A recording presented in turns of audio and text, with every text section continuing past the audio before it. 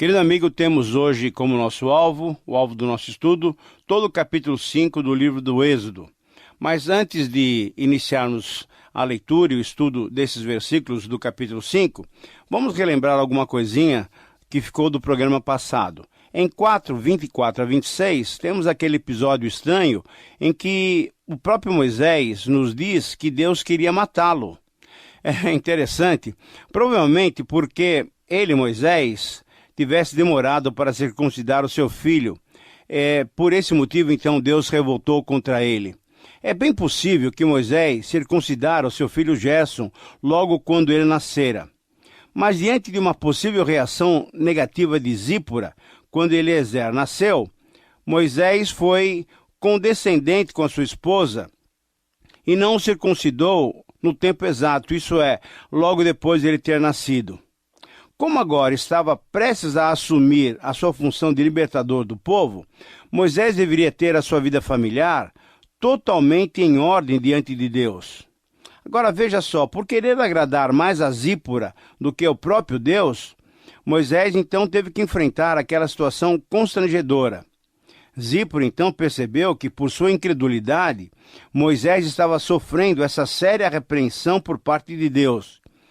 E num ato de ousadia até, ela circuncidou seu filho, livrando então Moisés das mãos do nosso Deus.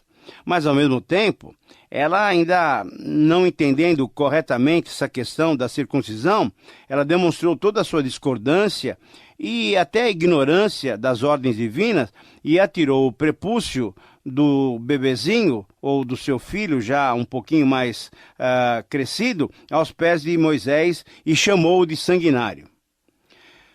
Vamos pensar um pouquinho nessa questão. Nós podemos ver nesse episódio, em primeiro lugar, como é que um incrédulo não entende das coisas de Deus, que ela se discerne somente espiritualmente. Em segundo lugar, também vemos que os cristãos devem sempre obedecer primeiramente a Deus e não tentar agradar os homens. Não é possível agradar a dois senhores ao mesmo tempo. Mas, em terceiro lugar, fica a lição para os solteiros de escolherem bem o seu cônjuge antes que descubram no seu escolhido ou escolhida, depois de se casarem, um espírito revoltado, um espírito rebelde e até mal educado em relação aos princípios divinos. Olha só, é isso mesmo. Na escola de Deus, que Moisés cursou durante 40 anos no deserto, ele estava aprendendo, então, a confiar somente em Deus, a dar prioridade a Deus. Ao invés de depender das suas estratégias, ele deveria confiar somente em Deus. Depois desse episódio, depois que os anciãos de Israel o aceitaram bem como Arão e creram e adoraram o Senhor, que se lembrara deles para os livrar do Egito, Moisés e Arão, então, Moisés e seu irmão, começaram a colocar em prática os primeiros passos ordenados por Deus e foram até a presença de Faraó nesse primeiro encontro, que na verdade é um grande encontro histórico, o primeiro encontro em que Moisés e Arão estão diante de Faraó. Aqui se inicia a batalha de Moisés com Faraó, embora essa fosse, na verdade, uma batalha de palavras e de pragas. Deus estava presente revelando o seu poder. Moisés estava de volta ao Egito depois de 40 anos de ausência. Deus estava pronto para libertar o seu povo. E o libertador agora estava pronto, estava preparado para essa função. Moisés era o libertador e ele já se encontrava no Egito. Então, ele e Arão foram ao Faraó e pediram para que deixasse o povo sair. Mas Faraó recusou e tal recusa deu lugar a uma luta o quê? Entre Deus e os falsos deuses do Egito. Entre o Deus verdadeiro, o Deus único dos israelitas, dos hebreus, e os falsos deuses do Egito. É bom notarmos que não temos aqui uma batalha entre Deus e o povo do Egito, ou entre Deus e a nação do Egito. Não, Deus se coloca contra os deuses falsos do Egito, para mostrar que ele é o único Deus. As pragas seriam as manifestações do poder de Deus contra os falsos deuses. Deus usou os próprios deuses para castigá-los, para castigar o povo do Egito, para mostrar no povo do Egito que ele era o único Deus. Deus poderia ter usado talvez até outros meios para castigar o Egito. Porém, ele usou essas pragas para desmoralizar os deuses dos egípcios, pois eles eram um povo idólatra. Durante essa primeira parte do livro, encontramos o Senhor fazendo 7 exigências a Faraó. Se você quiser anotar, estão essas exigências no capítulo 5, versículo 1, que é exatamente esse versículo que nós estamos estudando, 7:16, 8:1, 8:20, 9:1, 9:13 e 10:3. Eu vou repetir rapidamente: 5:1, 7:16, 8:1 e 8:20, 9:1 e 9:13 e 10:3. Isso tudo para que ficasse bem claro que o desejo de Deus era que seu povo saísse para que o servissem. Mas a primeira reação do faraó foi de crueldade, impondo cargas até maiores, requerendo um número de tijolos maior ainda, e ainda forçando os israelitas a juntar a própria palha. Nas descobertas arqueológicas foram encontrados tijolos com palha e tijolos de argila nas cidades de Pitom e Tanis.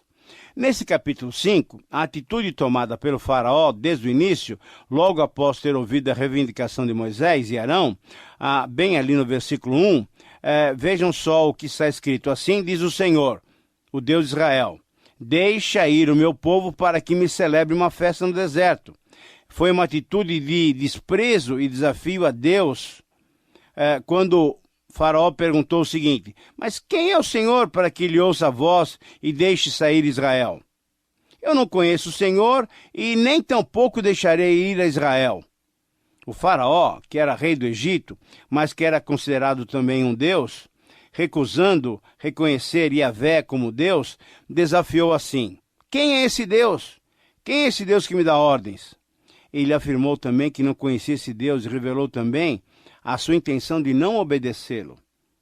Como Faraó, querido amigo, ainda hoje, diante da ideia de obedecermos a Deus, muitas pessoas reagem de modo totalmente negativo.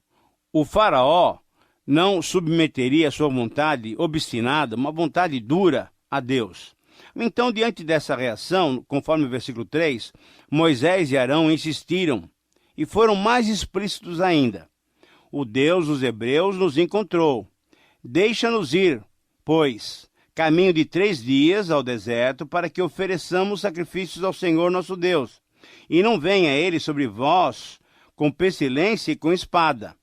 Mas mesmo com essa argumentação racional, mostrando ao faraó que a desobediência à ordem divina poderia resultar em grandes complicações para todos, a reação do faraó não se fez por esperar. Nos versículos 4 a 9, vemos que o faraó não escutou a proposta e, depois de ter reagido duramente contra Moisés e Arão, dizendo-lhes que eles estavam distraindo o povo das suas tarefas, conforme o versículo 5, ele convocou os superintendentes, na verdade, os feitores dos escravos, e impôs umas tarefas ainda mais pesadas ao povo de Israel, que já estava sobrecarregado, afugentando assim qualquer esperança de libertação. Esses tijolos feitos com palha, conforme os versículos 7 e 8, eram bem maiores do que os tijolos fabricados hoje em dia, e eram uma mistura da lama do Egito e palha colhida nos campos para que os tijolos ficassem ainda mais resistentes e sólidos, como ainda hoje se faz com o adobe usado nas construções. A obrigação de ajuntarem palha para a fabricação dos tijolos traria uma pressão muito maior sobre os israelitas. E aí, no versículo 9, também nós verificamos que eles deveriam se aplicar ainda mais às tarefas e não ficar ouvindo palavras sobre libertação. Faraó endureceu a situação. Nos versos 10 a 14, temos a descrição da prática da crueldade contra os israelitas. Porque depois de comunicarem as novas ordens do faraó, os superintendentes ou os feitores, eles começaram a apertar e exigir dos israelitas a mesma produção que faziam anteriormente e começaram a castigar fisicamente os capatazes que eram israelitas, colocados como responsáveis pelas diversas equipes de trabalho, pelas diversas equipes de fabricação de tijolos. A cobrança era muito intensa e a crueldade aumentava a cada dia. Então veja só, ao espancar Esses capatazes hebreus, que funcionavam como que oficiais de obras e aumentar a pressão para as realizações das obras, o faraó, que era ardiloso e sagaz, conseguiu colocar esses líderes contra Moisés e Arão. Mas antes de darmos sequência ao texto, vamos refletir um pouquinho. Veja só, querido amigo, você percebe como é o coração do homem que não conhece o verdadeiro Deus? Essa pessoa rejeita completamente toda e qualquer palavra de Deus, todo e qualquer conselho de Deus. Para essas pessoas, as palavras divinas são palavras mentirosas, conforme nos é dito no versículo 9. Rejeitar as palavras de Deus e considerá-las como mentirosas, como palavras vãs, não foi uma atitude apenas de Faraó. Outros personagens do Antigo Testamento assim também se expressaram, como, por exemplo, o rei Senaqueribe, lá da Babilônia, em 2 Reis 18:20, e o rei Azarias, em Jeremias 43, 1 e 2. Na verdade, não são poucos os que veem a palavra de Deus como palavra mentirosa. Mas todos esses um dia descobrirão, de uma maneira muito séria, como aconteceu com Faraó, que todas as palavras do Senhor são verdadeiras e elas se cumprem. Mas vamos voltar ao texto. Nos versículos 15 a 19, encontramos o povo de Israel apelando para Faraó em busca de alívio. Olha só suas palavras. Por que tratas os seus servos dessa maneira? Os israelitas, na verdade, humilharam-se diante de Faraó, pedindo-lhe alívio nas duras tarefas que tinham que realizar. Mas o Faraó respondeu-lhes: vocês são preguiçosos. Preguiçosos mesmo, por isso é que vocês estão dizendo que querem oferecer sacrifícios ao Senhor. Voltem ao trabalho. Continuem a produzir a cota integral de tijolos. E conforme o versículo 19, os capatazes israelitas se viram numa situação ainda mais delicada.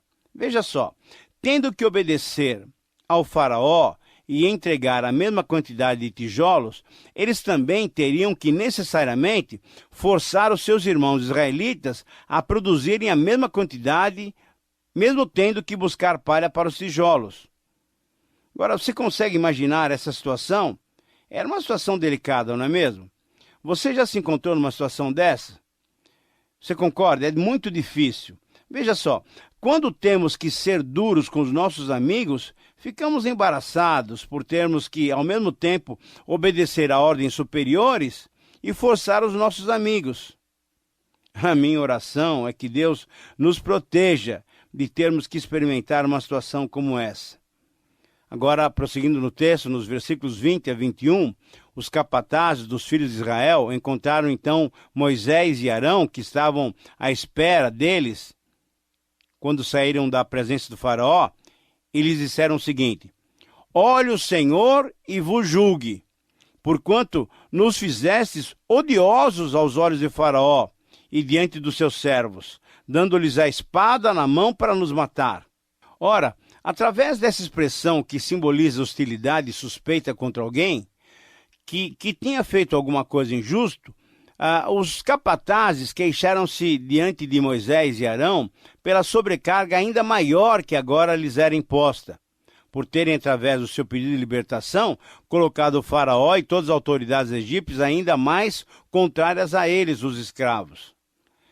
Querido amigo, você concorda com essa humilhação dos israelitas diante dos egípcios?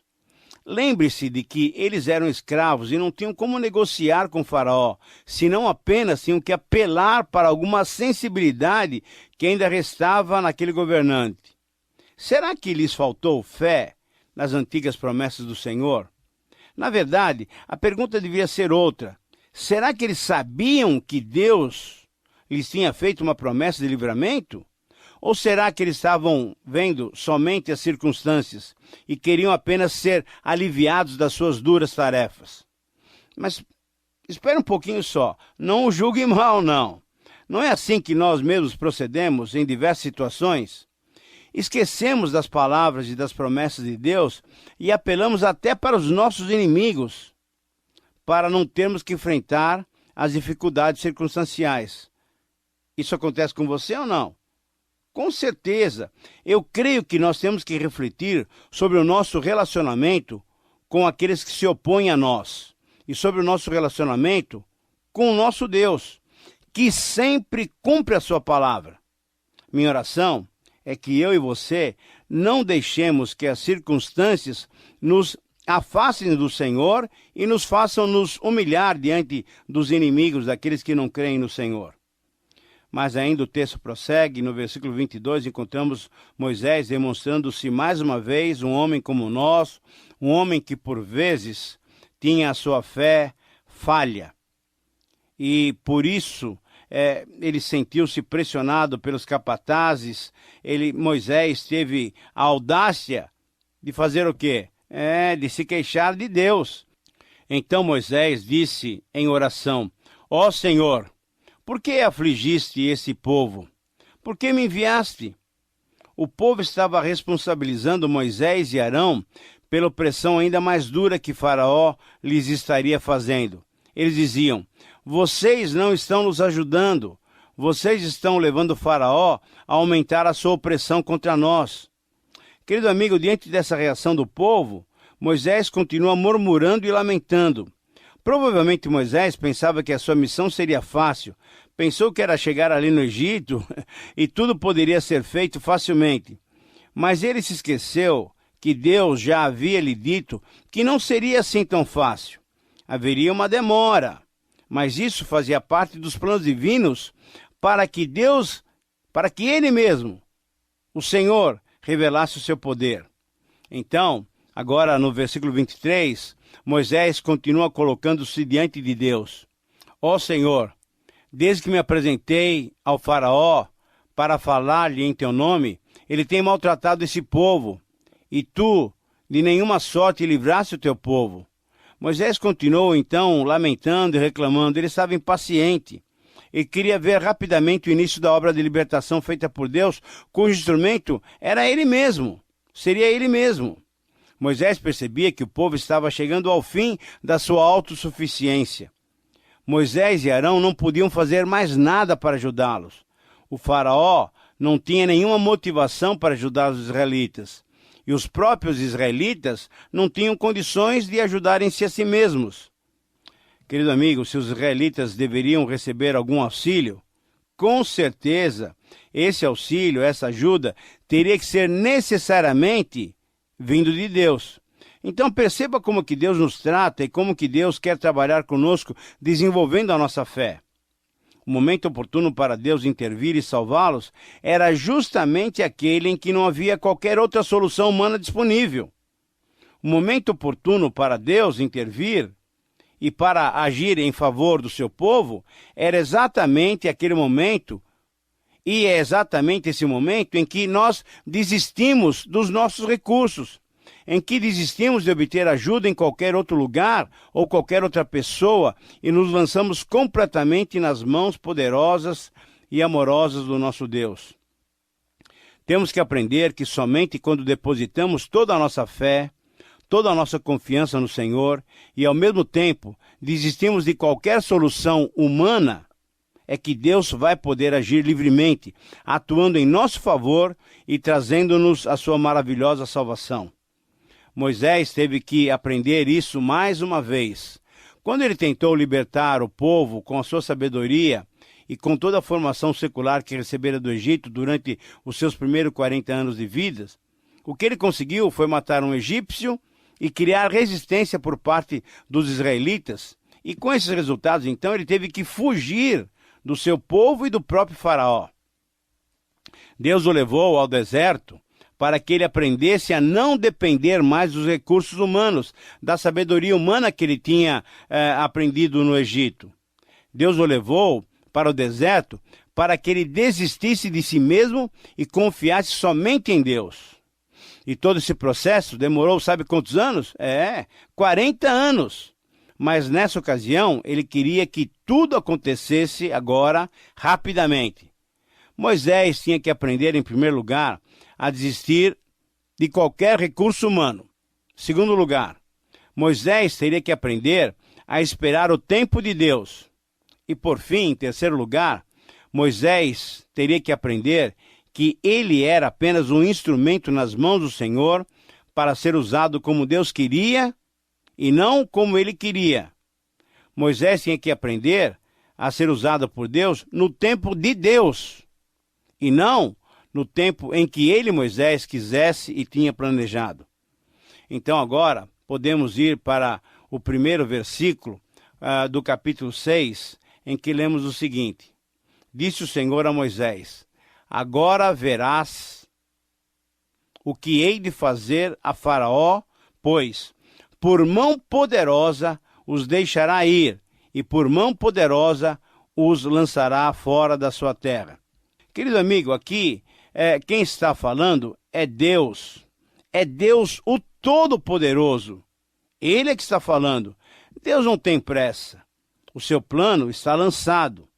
É assim que Deus age muitas vezes. Moisés não tinha que se apressar, nem se tornar impaciente. Moisés tinha que sim se tranquilizar e esperar o tempo certo de Deus agir. Por que Deus quer que procedamos assim? Porque quando esperamos o tempo de Deus e deixamos ele agir, ele age com sua mão poderosa. Sabe por quê? Porque exatamente dessa maneira é que Deus quer demonstrar somente a sua ação, sem qualquer interferência humana. Somente ele age com sua mão poderosa. E é dessa maneira que Deus quer que nós tratemos com ele, dependamos dele. Querido amigo, então assim estamos terminando o nosso encontro de hoje, o nosso encontro de estudos no livro de Êxodo. A minha oração honesta mesmo é que esse estudo tenha sido útil para a sua edificação. Meu desejo é que ele tenha ajudado você a saber como se relacionar com Deus. Minha oração é que esse estudo te fortaleça a tua fé e te faça andar cada vez mais no centro da vontade de Deus. Você sabe que somente quando nós somos transformados pela renovação da nossa mente é que experimentamos a boa, agradável e perfeita vontade de Deus. Conto com a sua audiência no próximo programa. Lembre-se também de anotar o nosso endereço e escreva a sua cartinha para nós. Para nós sempre é um privilégio receber as suas notícias. Nós queremos te desejar todas as bênçãos do Senhor e um grande abraço. Até o próximo programa.